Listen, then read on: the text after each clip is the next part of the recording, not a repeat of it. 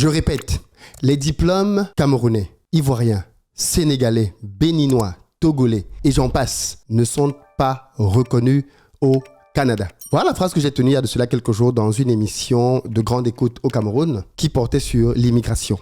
Il faut savoir que le Cameroun est devenu le deuxième pays d'immigration dans la province du Québec au Canada. Et donc, il y a énormément de Camerounais qui sont au Canada et qui ont été choqués par ces propos. Je voudrais donc dans cette vidéo bien développer ces propos et maintenir la position que j'ai tenue sur le plateau de télévision. Je le répète, les diplômes camerounais ne sont pas reconnus au Canada. Pourquoi cette phrase a choqué beaucoup de gens ?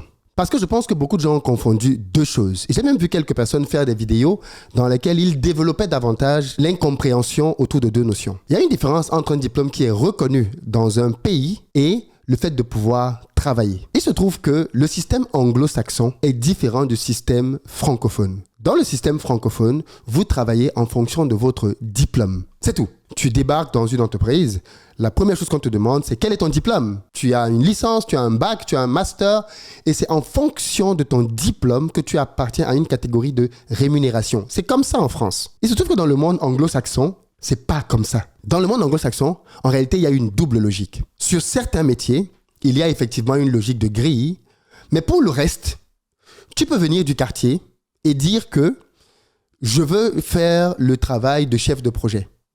Si tu convaincs l'employeur qui est en face de toi, il te donne le boulot, tu fais tes preuves et tu es rémunéré comme tel. Ce n'est donc pas lié à la reconnaissance de ton diplôme. Et voilà pourquoi il y a eu une grosse ambiguïté dans mes propos. Parce que beaucoup de personnes ont dit, mais de quoi il parle ? Qu'est-ce qu'il raconte ? Nous, on vient du pays avec nos diplômes et on travaille. Oui, vous travaillez. Mais ça ne veut pas dire que vos diplômes sont reconnus par la province du Québec. Et je vais vous le démontrer très simplement dans cette vidéo. Qu'est-ce qu'on appelle reconnaissance de diplôme ? C'est par ça qu'il faut commencer. Qu'est-ce qu'on appelle reconnaissance de diplôme ? La reconnaissance de diplôme signifie que le pays dans lequel vous allez reconnaît que votre système éducatif a le même niveau que le sien.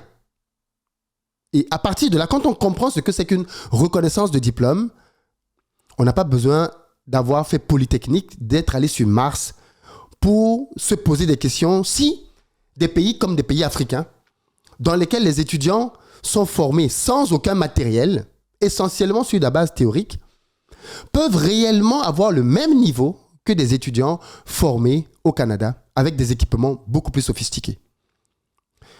Prenons un cas de figure très simple. La médecine. Est-ce que vous pensez réellement que quelqu'un qui est formé au Cameroun, système dans lequel il ne va probablement jamais voir dans son école un certain nombre d'équipements, pendant ses stages, il n'aura probablement pas l'occasion d'être confronté à certains outils parce que la médecine aujourd'hui, c'est beaucoup d'outils. Pensez-vous qu'il est réellement de taille à pouvoir avoir le même niveau que quelqu'un qui est formé aux États-Unis, au Canada, en France ? Je ne pense pas. Et ça, ce n'est pas une insulte ou une offense pour les gens qui ont été formés dans nos pays africains. Ça démontre juste le retard que nous avons sur le plan académique et tout ce que nous avons à faire pour nous mettre à niveau. Prenons un autre exemple.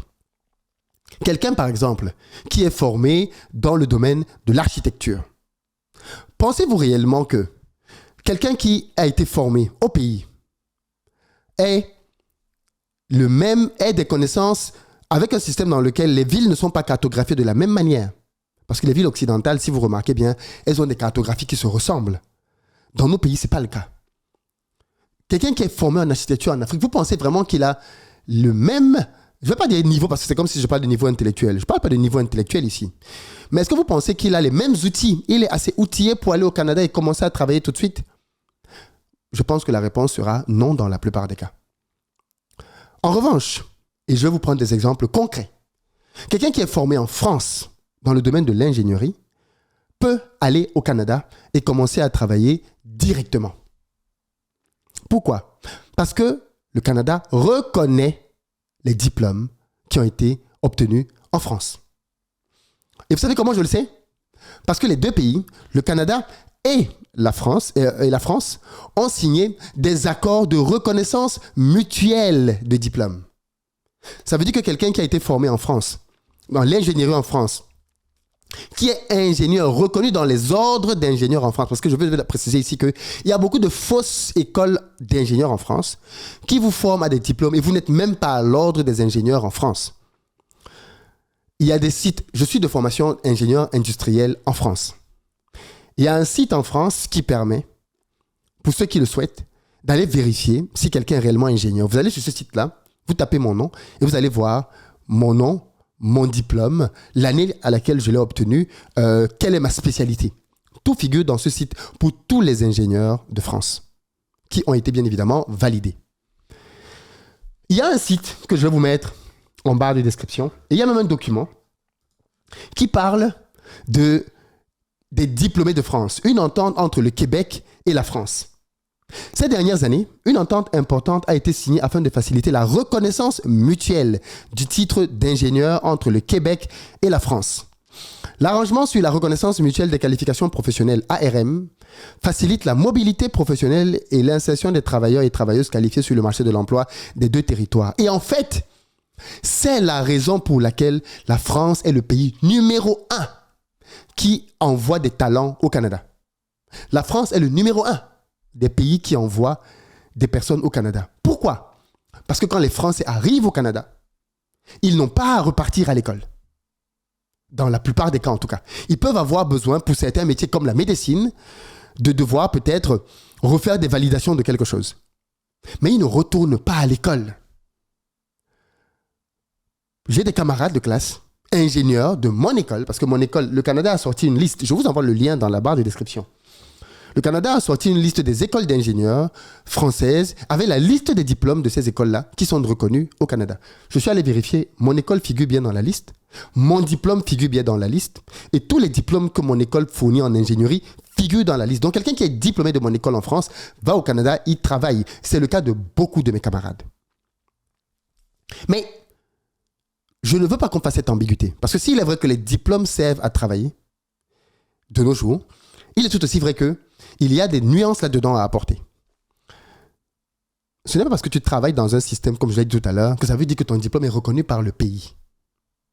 Un employeur peut décider, parce qu'on est en Amérique, vous savez dans le système anglo-saxon, on dit « montre-moi ce que tu sais faire ». On n'est pas là pour savoir ce que tu as dans un parchemin ou pas. Et ce n'est pas forcément mauvais. Montre-moi ce que tu sais faire et je te paye. Donc si tu sors du quartier et que tu sais démontrer que tu sais faire un boulot, eh bien on te paye.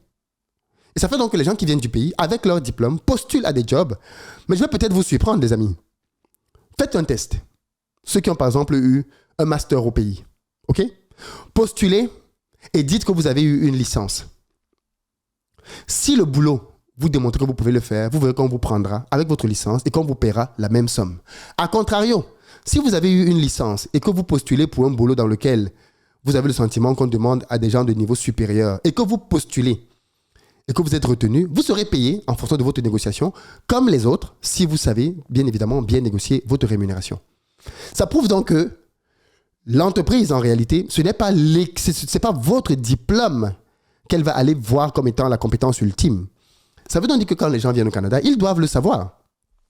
En réalité, au Canada, il y a deux types de métiers. Et c'est ici qu'on va vraiment arriver pour que vous compreniez bien ce qui se passe. Il y a ce qu'on appelle des métiers réglementés. Les métiers réglementés, ce sont les métiers qui touchent à la vie et à la sensibilité, à la santé des Canadiens.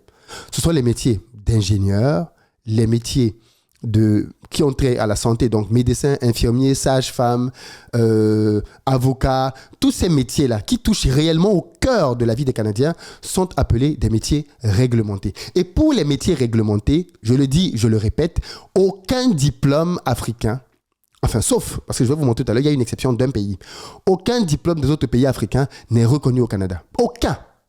Absolument aucun. Peu importe l'école que tu as faite au pays. Si tu viens au Canada et que tu dis que tu veux travailler dans l'ordre des ingénieurs avec ton diplôme d'ingénieur du pays, tu vas recommencer l'école à zéro, comme si tu avais eu le bac. Vous entendez ce que je dis? Tu vas recommencer à zéro. Maintenant, bien évidemment, il peut y avoir des exceptions ou si tu parviens à bien négocier, l'école peut peut-être reconnaître que bon, ok, on va peut-être te valider une année et il va te rester 4 ou 5 années de ton cursus. On peut te valider une année et demie. Mais dans le principe, si ton pays n'a pas un accord avec le Canada pour les métiers réglementés, tu recommences, on évalue ce que tu sais faire et dans certains cas, on peut dire que toi, tu recommences à zéro. Tu as eu bac plus 5 dans ton pays, tu viens au Canada, tu recommences à zéro. Et il y a beaucoup de gens qui ont recommencé à zéro parce qu'ils voulaient obtenir le titre d'ingénieur au Canada. D'autres ont décidé qu'ils allaient bien évidemment commencer à travailler directement. Mais ces personnes qui travaillent directement au Canada, elles n'appartiendront jamais à l'ordre des ingénieurs du Canada. Jamais, jamais, jamais, jamais. Je vous ai donné cet exemple entre deux pays. Quelqu'un qui est diplômé en France, qui va au Canada, il est intégré tout de suite. Alors, il y a une procédure qui peut durer plus ou moins longtemps. Mais au terme de la procédure, parce qu'on doit reconnaître son diplôme, ça passe bien évidemment par des étapes. Est-ce que son école est dans les écoles affiliées, ainsi de suite? Est-ce que son diplôme, on présente son diplôme? Ça peut prendre un certain nombre de temps. À la suite de cette phase de reconnaissance-là, il est intégré au système de travail au Canada. Aussi simple que ça. Et une fois donc que cette personne est intégrée au système de travail canadien, il peut mettre dans sa signature ingénieur, ING. Aussi simple que ça. Quelqu'un qui vient du pays ne le fera jamais. C'est bien la preuve que nos diplômes ne sont pas reconnus. Le fait que, et ça c'est très important de le spécifier ici, le fait que tu puisses avoir accès au travail, je l'ai dit tout à l'heure, ne signifie pas que ton diplôme est reconnu par le pays. Pas du tout. Maintenant, le Canada, j'ai dit tout à l'heure, a réparti le travail en deux secteurs, n'est-ce pas? Le secteur des métiers réglementés et le secteur des métiers non réglementés. Pour les métiers non réglementés, ce sont les métiers non sensibles. Marketing, ainsi de suite, communication, littérature, voilà, des métiers un peu comme ça. Pour ces métiers-là, effectivement, comme ce ne sont pas des métiers à grands enjeux, eh bien pour ces métiers-là, tu peux venir avec ton diplôme et discuter. Déjà, dans le cadre de la discussion, vu qu'il n'y a pas de réglementation, tu peux aller voir une université, si tu veux poursuivre tes études par exemple, et l'université peut décider, sur la base de ce que tu lui présentes comme licence, master, ainsi de suite, dans ces métiers non réglementés, de te prendre au niveau de ton diplôme et tu continues. Tu vois ce que je veux dire? Tout comme tu peux aller en entreprise avec ton diplôme dans un secteur non réglementé et tu continues. La preuve que ce que je vous dis est vrai, mais je ferai une deuxième vidéo là-dessus, c'est que l'essentiel de nos frères et sœurs qui sont au Canada travaillent dans des métiers non réglementés. Si ce que je dis là est faux, qu'ils viennent dire dans les commentaires. L'essentiel, je pense que même 99% des gens qui quittent l'Afrique pour venir s'installer au Canada travaillent dans les métiers non réglementés.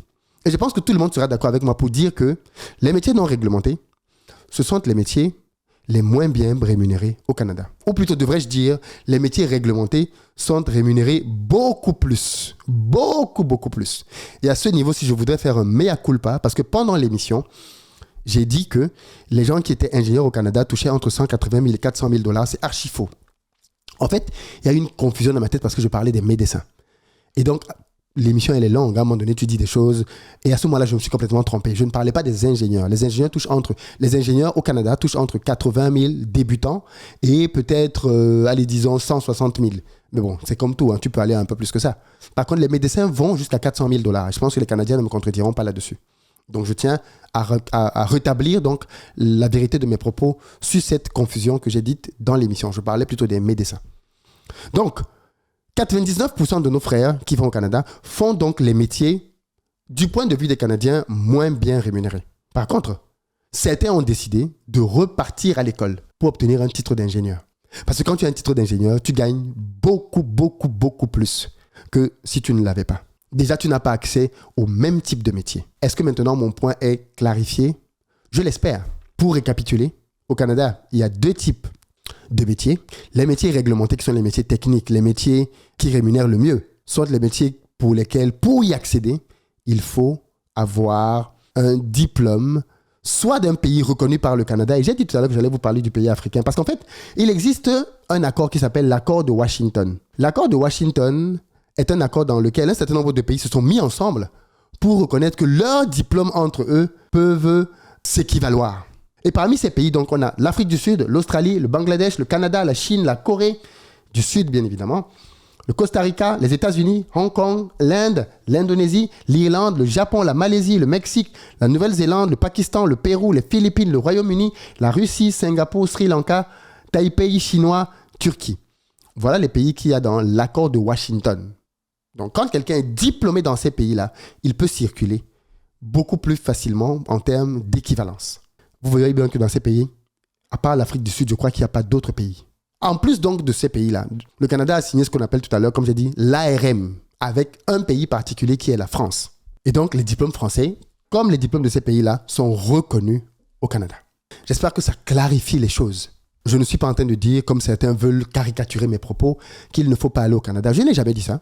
Je pense que toute l'émission, même quand j'ai eu un contradicteur face à moi, il n'a cessé de dire ça alors qu'à aucun moment je n'ai dit ça. J'ai toujours été très clair sur le fait que, pour moi, c'est possible, bien évidemment, d'aller à l'étranger si on pense qu'au pays, on galère. Par contre, j'ai apporté une précision pour dire aux gens qu'il y a certains niveaux de revenus que quand tu les as au pays, n'est pas l'illusion que tu gagneras plus au Canada. Pourquoi? Parce que quand tu vas y aller, tu ne vas pas avoir accès aux plus top métiers.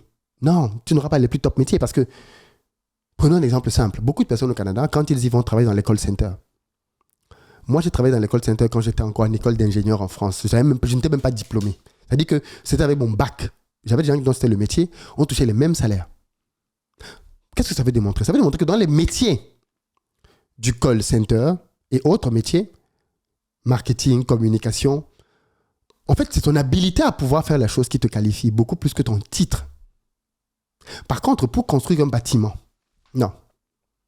Tu as besoin de connaissances techniques. Et dès qu'on entre dans le niveau de connaissances techniques, les Canadiens disent c'est réglementé. Aussi simple que ça. Voilà pourquoi je disais donc que les diplômes ne sont pas reconnus au Canada. Mais je reviendrai dans une autre vidéo pour parler du travail, parce que je pense qu'il est important que les gens comprennent bien ce qui se passe au niveau du travail, notamment au niveau du gouvernement canadien, qui a décidé de permettre aux étrangers qu'ils font venir d'avoir des reconnaissances pour travailler dans la fonction publique. Mais là aussi, on verra qu'il y a des subtilités. Bon bref, j'espère que cette vidéo est beaucoup plus claire pour vous, que vous comprenez mieux ma position par rapport à tout ça. D'ailleurs, les amis, je viens au Canada très prochainement pour faire une formation sur le Back to Africa. Donc j'espère vous serez nombreux, qu'on aura l'occasion de se voir, de manger la poutine ensemble, de boire pour faire la paix avec les personnes qui sont un peu fâchées. J'ai beaucoup de respect, bien évidemment, pour les gens qui quittent leur pays pour aller chercher un avenir meilleur ailleurs, parce que ça demande un certain courage pour le faire. Et il n'a jamais été question pour moi de me moquer de quiconque. Mais je rapporte et je remets l'église au milieu du village, parce que je pense qu'il est important de ne pas non plus entretenir une illusion aux gens. C'est important. Il y a une exception faite à tout ce que j'ai dit là. C'est le métier de l'informatique. Mais ça, je vous développerai davantage ça dans la deuxième vidéo. L'informatique est un cas à part au Canada. Mais comme j'ai dit tout à l'heure, on en parle dans la prochaine vidéo. Dites-moi dans les commentaires si c'est un peu plus clair pour vous. Si vous avez d'autres questions, je serai honoré d'y répondre. Et arrêtez avec les commentaires du quartier qui disent que non, il ne connaît pas le Canada, il n'a pas vécu au Canada.